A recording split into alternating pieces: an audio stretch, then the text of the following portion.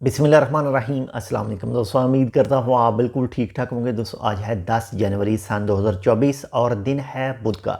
आज की जो तारीख़ है 10 जनवरी, ये ओमान की तारीख़ की एक अहम तारीख़ है और इस तारीख़ यानी 10 जनवरी को दो अहम वाक़यात पेश आए थे। नंबर एक पर जो वाक़यात पेश आया था वो आया था जी ओमान के सुल्तान मोहतरम यानी काबूस बिन सईद साहब की आज जो है वो चौथी बरसी है, यानी आज उनको हमसे बिछड़े 4 साल जो हैं वो मुकम्मल हो चुके हैं। अल्लाह ताला उनकी मग़फ़िरत फ़रमाए, अल्लाह ताला उनकी कब्र को जो है वो जन्नत की एक क्यारी बनाए और उनकी जो कब्र है उसको फूलों से जो सजाया गया है, यहाँ पर ये पिक्चरें देख सकते हैं।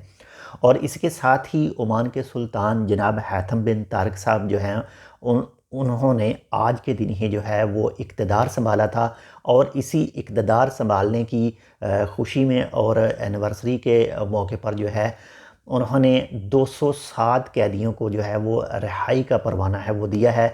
207 कैदी जो मुख्तलिफ़ केसों में जेलों में बंद थे और उनको रिहाई का जो परवाना है वो जारी किया गया है।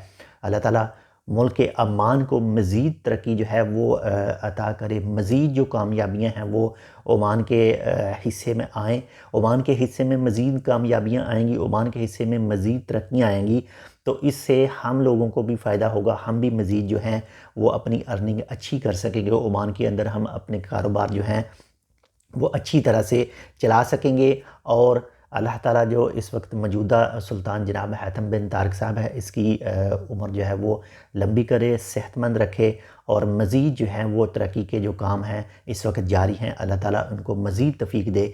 मज़ीद जो तरक्की के लिए काम कर रहे हैं वो मज़ीद जो हैं वो आगे आने वाले सालों में भी जो हैं वो मज़ीद जो है वो काम आगे बढ़ें और ऐसे ही ओमान जो है वो फलता फूलता रहे।